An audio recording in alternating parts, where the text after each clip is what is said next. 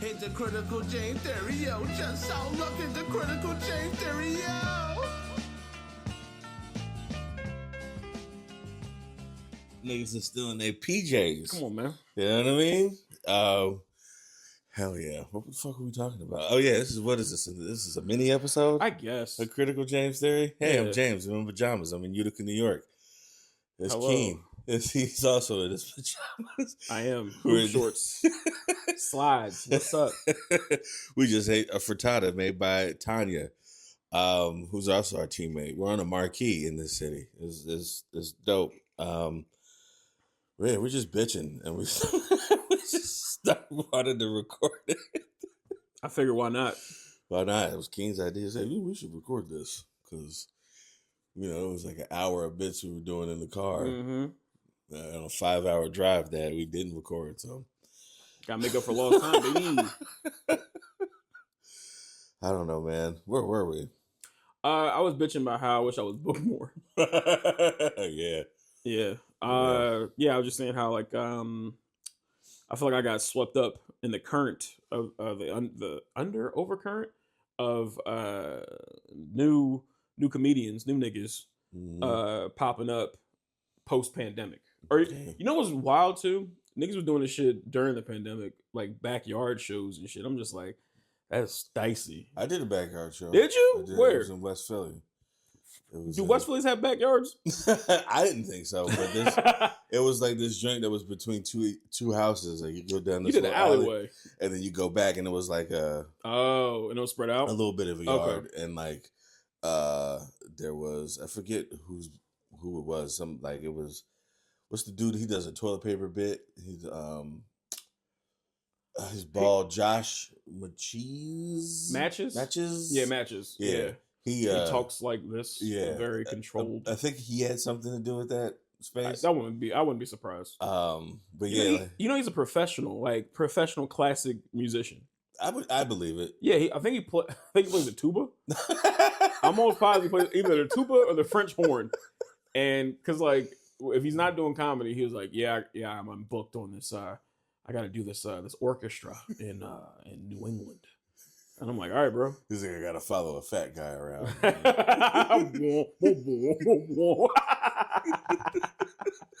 Oh, silly. Yeah, I didn't know, but I did one of those shows. That was diverse. That was like the first time people saw me do stand up, like the people who do it regularly. Yeah. Like Cecily was there.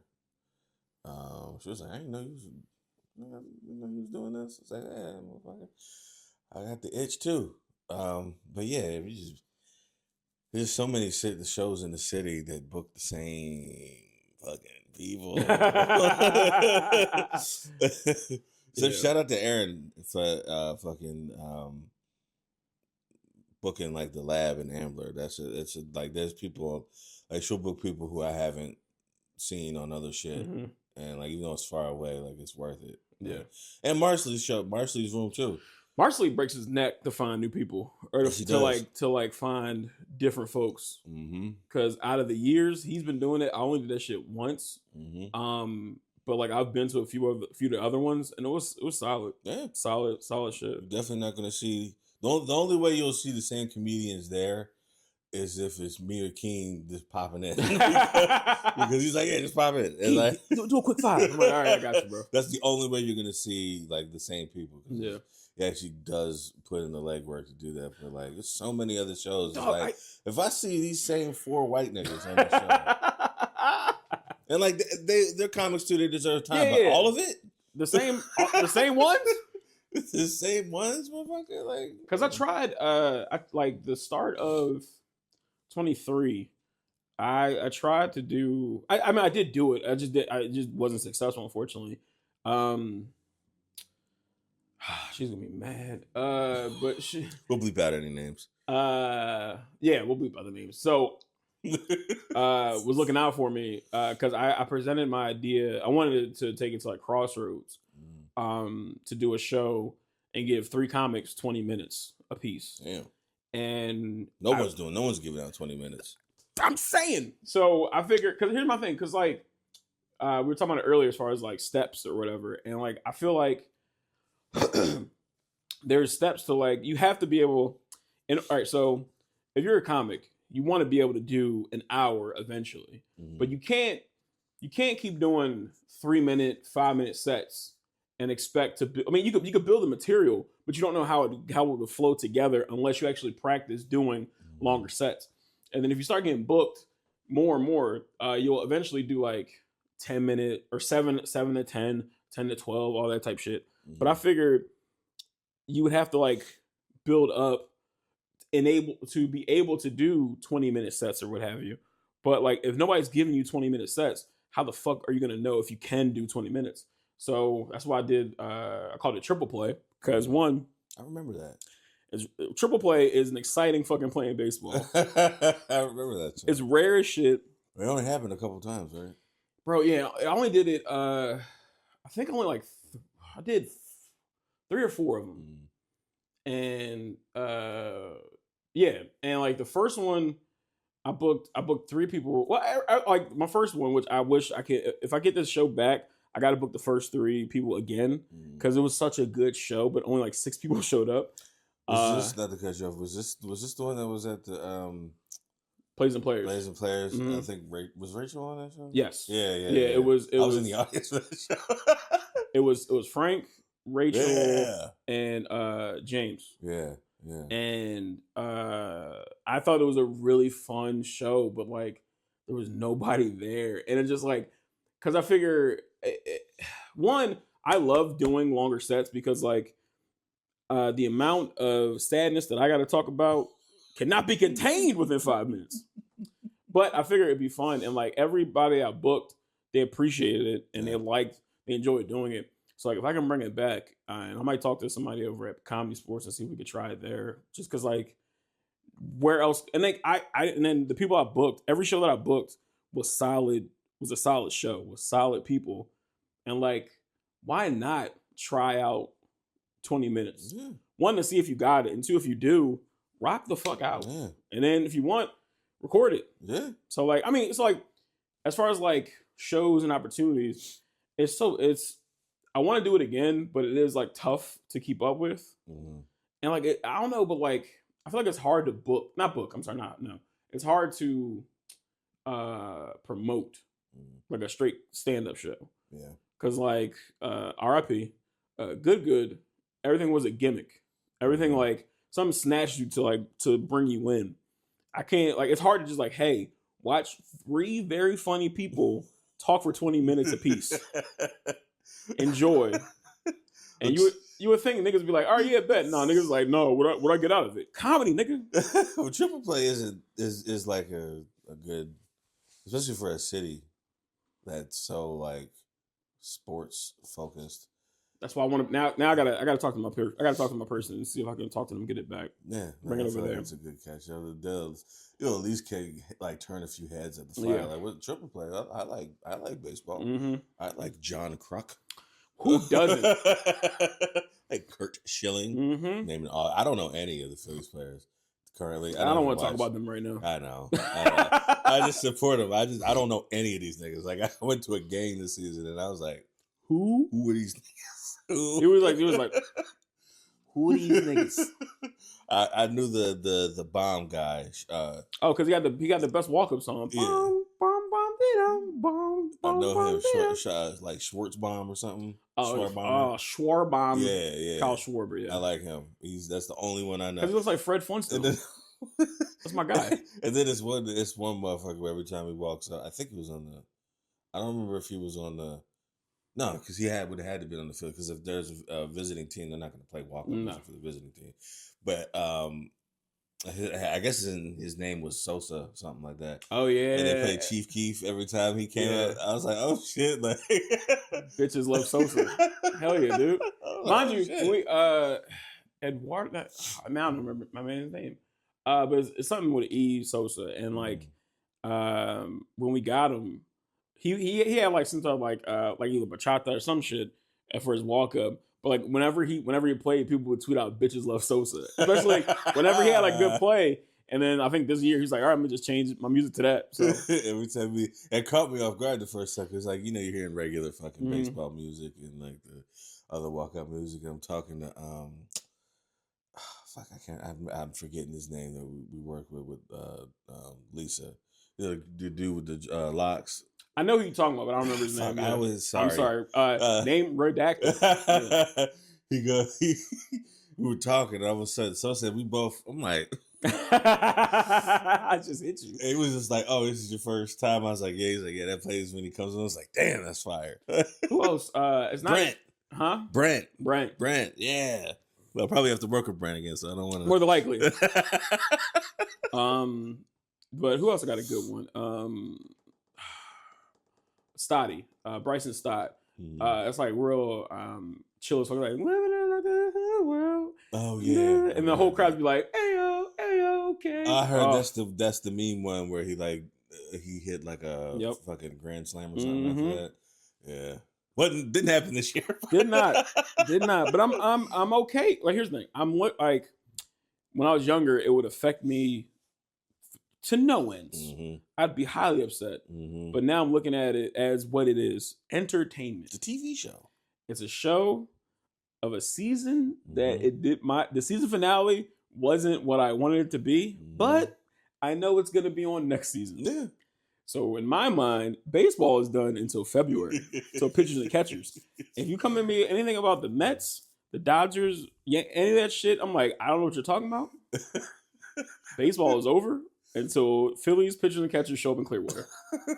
If there is a Clearwater, because I'm not sure how bad that fucking tornado. I heard it was pretty bad. Yeah, so like if Clearwater is still there and we go, cool. But speaking again, I mean, since technically the show is about conspiracy theories, there's people who believe that that's like a hoax, like really, yeah, like because there's like a YouTube feed that shows it's supposed to be it's live. It says it's live, but that just means whatever's being broadcasted. Mm-hmm.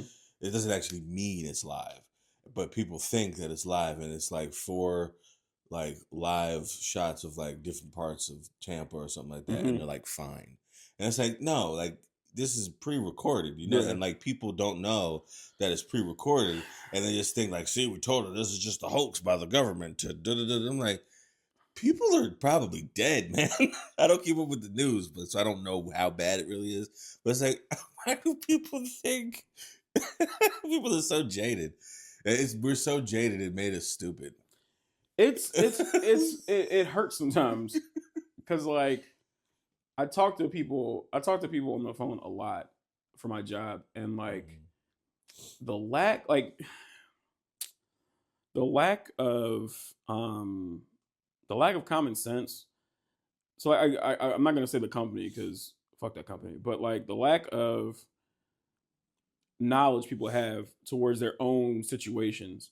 Like I schedule people to go to I schedule trips for people. So I'm like, okay, what is the name of the place you're going to? I don't know.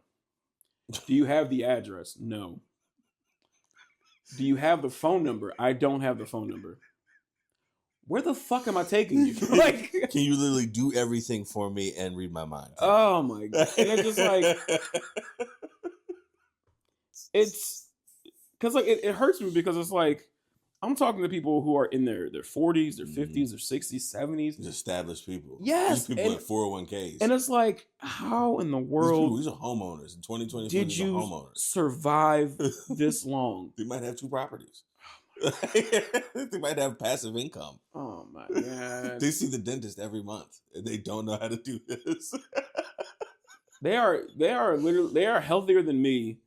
And I'm struggling.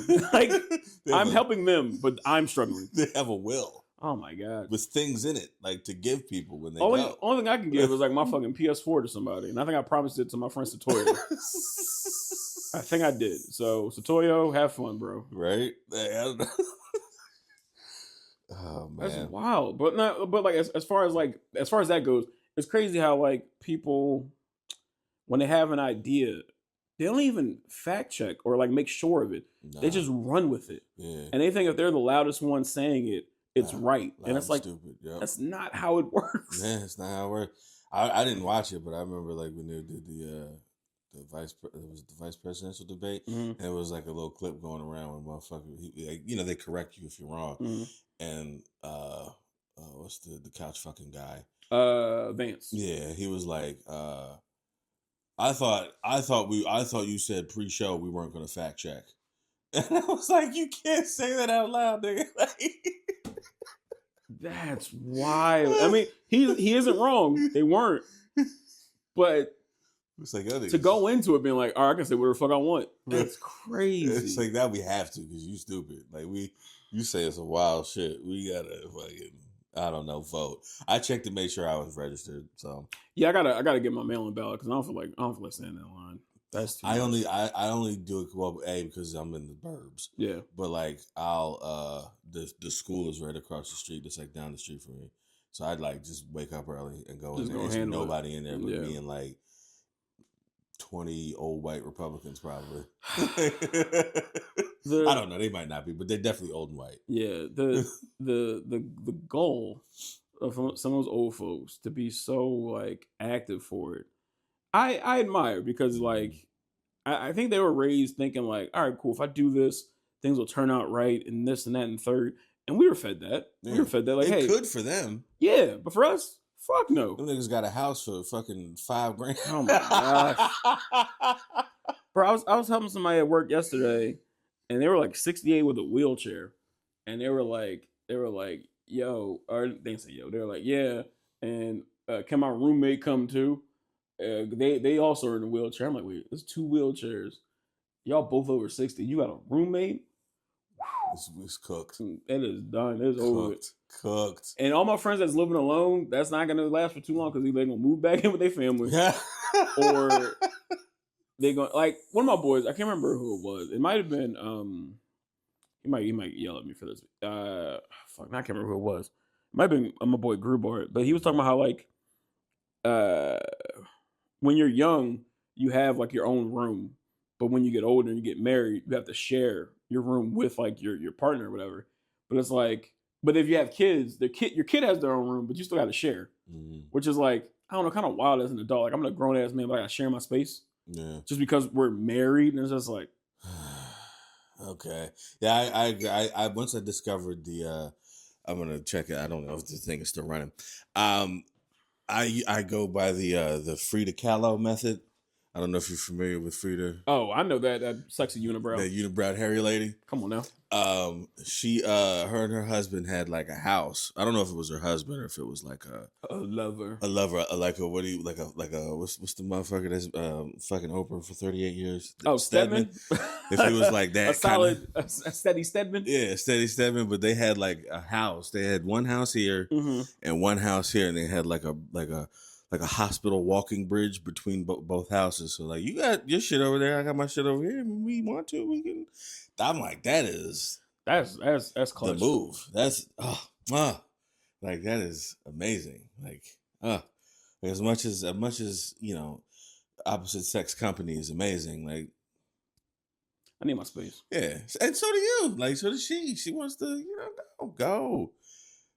Go in a room, lay in the bed by yourself, like turn the fan on and just fucking lay. You don't need me there for that. You really don't. Like and like the sleeping thing. You don't always have to sleep. You hot. You run hot. What this little space heater, this little Puerto Rican space heater next to me. I'm assuming the ethnicity. I don't know. All warm for no reason.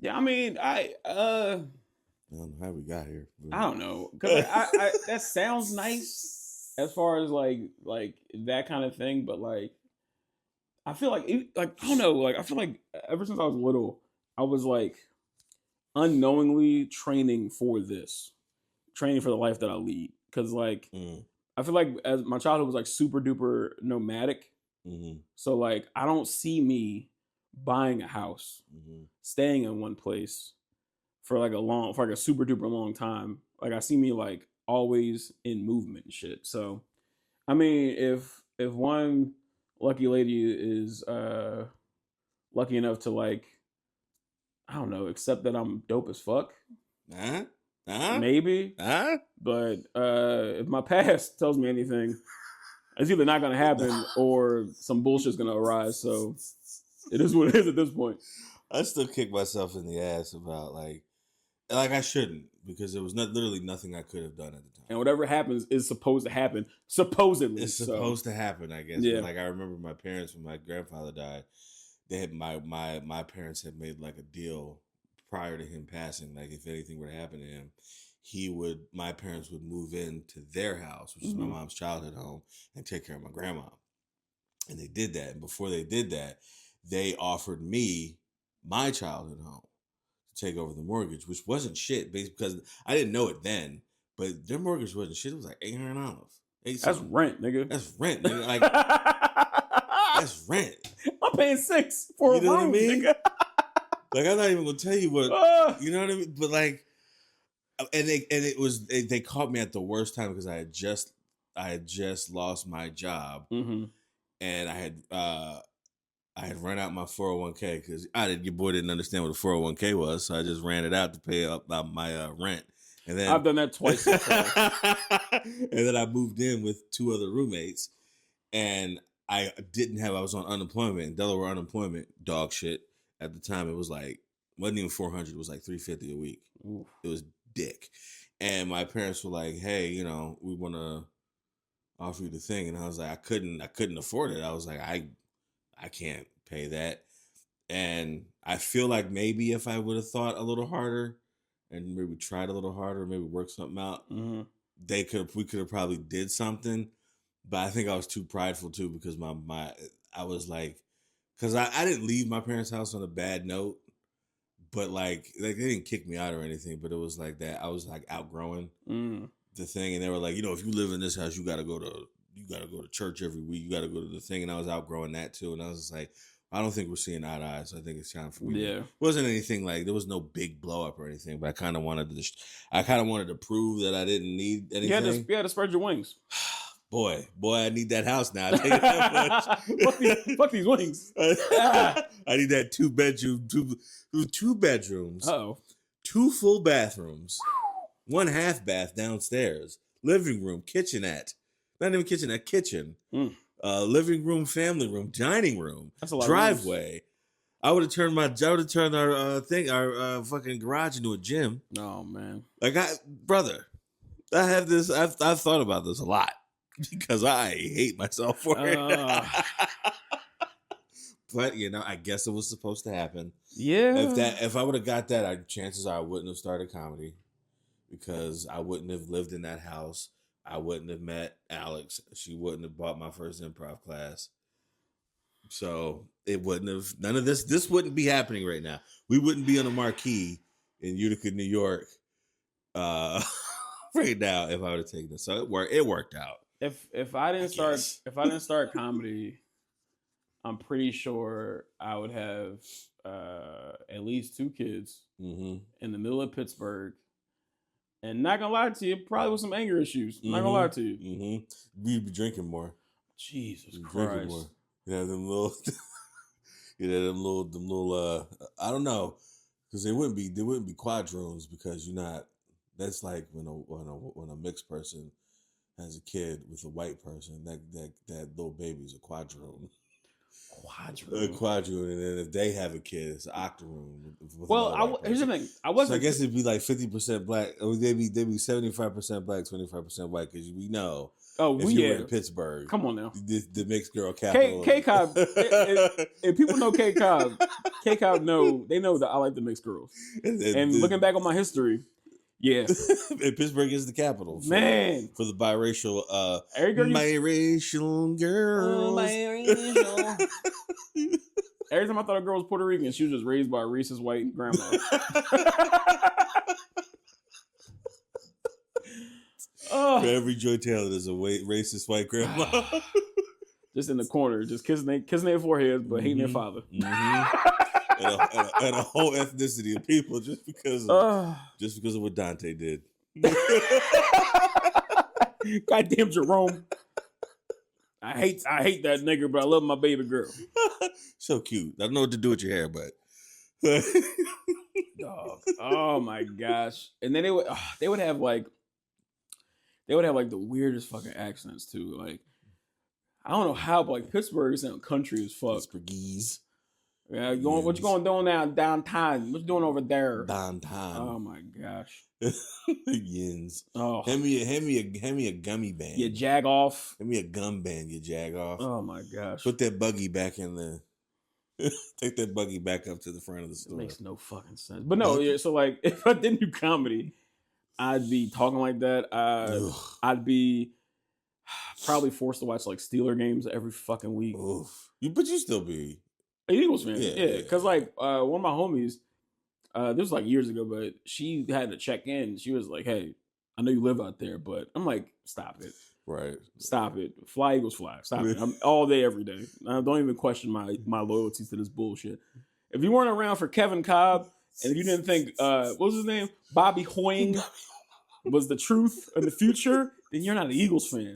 Fuck out my face. If you don't know how to spell Kevin Cobb, you really ain't a fan. And I'm not a fan, but I know how to spell the name because I'm the inverse. I grew up in this area, and I'm an enemy. So that's just my life. It was weird when we did go down to Texas. When I took my dad. When Cancer did the fake out, and we thought he beat it. He didn't. But you know, R.I.P. But for celebration, I took him down to Dallas to see Eagles Cowboys in full white and blue glory, and it was. I tell you what, it took. We were down there for like 4 or 5 days, and it didn't take long to adjust. But at first, it was a little weird, like going into an Acme and not seeing an Eagle stand up, because like for 30 some odd years, that's what you see. But in their Acme, it's Cowboy and they have shit. Acme down there. Well, I mean their version of Acme. Okay, it's and like Albertsons or like HEB. Yeah, and I'm just like, oh, I guess that would happen here. Huh.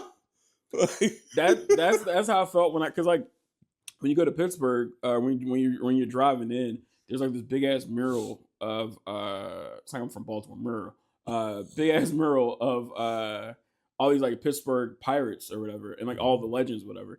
And I'm just like, oh yeah, this isn't Philadelphia. Yeah, they would celebrate them. Yeah, that makes sense. That does make sense, huh? All right. Oh man, beautiful. One thing I did learn about sports in Texas is that for as much shit as we do and we will give Philadelphia fans for being chaotic, everyone's chaotic. Like, I saw 2 fights. One was started by an Eagles fan, one was started by a Cowboys fan. Everyone's awful. Like, people are trash. People are just garbage. Like, doesn't matter what colors you wear, you're probably garbage. I think the good people realize their shit. Yeah. And just try to improve or try to be as good as possible. We're the ones breaking up the food. Like, hey, whoa. All right. You're going to knock over an old lady. Exactly. You fucking Neanderthals. Stop it. Jesus Christ. It's only a game that neither one of you are playing, or you're not even physically fit to sit here, honestly. You can't fit in the seat. What are you doing? They don't care about us, honestly. Like, for as much as we are fans of our respective teams, they don't care. It's a job for them. And that's part of the reason why I went back to looking at it as a season, as a season of television. Yeah. Do I care about it? Yes. Yeah. And do I also care if Janine gets with Gregory on Abbott Elementary? Yes, I do. But that's because I enjoyed that season. I enjoyed that TV show. The same way I hope fucking AJ Brown is healthy enough to finish this season. None of them know us. None of them know us. They're just going to go back to their mansions in Morristown, New Jersey. And, if they get traded to the fucking Texans or something, it's a job for them. They don't care about it. They don't care. Nobody cares about your city, right? Like, no person on the team cares about your city. The only person that might is if it's a guy that was from a guy or girl. They're from that city. Yeah. Or if they went to school in that city. They might care. Yeah. Or if another way is if they start having a family there. Yeah. Then they'll care. But until that happens. Well, like Richard Sherman. Richard Sherman is from Compton, right? He grew up a 49ers fan. He's known for playing with their rival, the Seahawks, right? So like he loves the Seahawks, but he's gonna throw on a 49er. You know what I mean? Like, they don't. It is what it is. It is what it is. This is a job for these motherfuckers. And that's that's why I don't understand when like because like right now for like the Sixers, people are still talking bad on Tobias Harris, and it's just like he's not here ananymore. Yeah, get over it's it, the my Ben nigga. Simmons thing. It's like, oh my god, he fucked up. He's gone. Like, leave him alone. And Tobias Harris wasn't shit. He was just shit at the worst time. He was shit at what they wanted him to do. I say this all the time. I love Tobias Harris's game. I think he's I'm trying to say this in the least disrespectful way. I think he's a value brand. You might yell at me. A value brand Denver Carmelo. In the sense, okay. in the sense that he can get buckets when he can score the basketball, but he has to be a number one option because he needs the ball in his hand. He's not a catch and shoot guy, right. And they asked him to be a catch and shoot guy. He tried his hardest. That's not his game. He needs that rhythm. He needs that pace, and needs to back down, do all that shit. All the same shit Melo did in Denver. And when I say Melo, I mean Carmelo Anthony. Don't come in with this LaMelo Ball shit. Yeah, when I say Melo, Carmelo Anthony. It's Carmelo. Don't do this. But don't do this, young niggas. Don't do this. But for the years that he was here, he put out effort. He played hurt. Yeah. He bust his ass. He stayed in shape. Yeah. He just blew it at the end. Like, that's it. He just left on a very, very, very, very bad note. That's all. Zilch. Oh. In an elimination game? Yeah, zilch in an elimination game in this city. Nah. Not a way to go out. We're talking about a lot of stuff. We did. It's a mini episode. We don't have to keep going. We don't have to do a full fucking hour. Nah. Keen, socials you wanna? At Keen Kav on everything. You can see me with Not Yet Rated. You can see me at Comedy Sports. You can see me in the corner of the bar, sad about some mixed bitch that hurt my heart. And the best part is every girl I mess with is mixed, so they don't know who I'm talking about. Yep, they don't know. Could be any of them. You know mine at James B. Knight. We're in Utica. We got a show tonight. It's gonna go great. There's a shower in this Airbnb. It's a fucking room. It's got 3 shower heads. And a handheld.